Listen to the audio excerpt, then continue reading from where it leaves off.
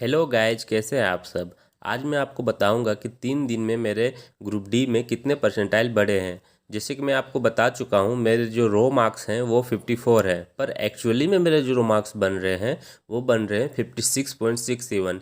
Actually में क्या हुआ था कि मेरे जो शिफ्ट हैं उसमें एक क्वेश्चन का आंसर की गलत है और दूसरा क्वेश्चन का क्वेश्चन ही गलत है। तो उसका मैंने ऑब्जेक्शन रेज किया है, तो उसका 2 मार्क्स तो बढ़ जाएंगे और परसेंटाइल इंक्रीज हो जाएंगे मेरे, और रो मार्क्स इंक्रीज हुए तो परसेंटाइल भी इंक्रीज होंगे। तो मैं आपको बताता हूँ कि देखिए पिछला बार मेरा कितना रो मार्क्स में कितना परसेंटाइल बन रहा था, और 3 दिन के बाद मेरा अपडेट होके कितना परसेंटाइल बढ़ गया है।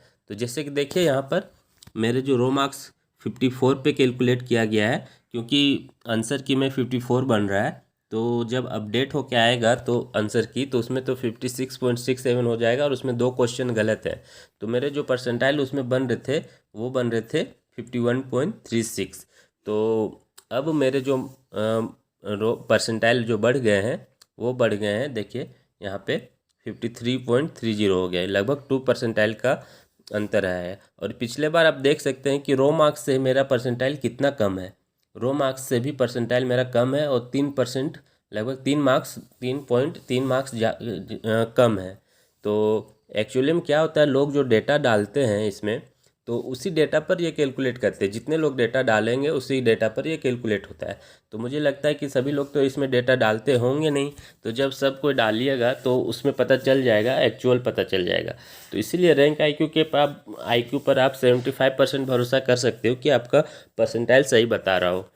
तो मैं बता सकता हूँ कि अगर जो एक्चुअल में परसेंटाइल कैलकुलेट होगा तो उसमें मुझे लगता है कि ये जो रो मार्क्स हैं, मतलब रो मार्क्स तो बढ़ने ही वाले हैं क्योंकि क्वेश्चन 2 गलत है, और जो परसेंटाइल है वो मेरा 60 से एबव हो सकता है।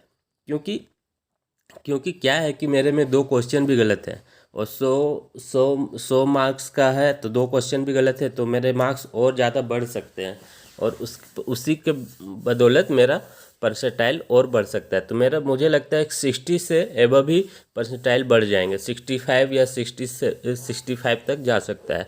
आपको क्या लगता है ये मुझे बताइएगा, और मैं पीटी की तैयारी करूं कि नहीं करूं ये भी आप बताइएगा।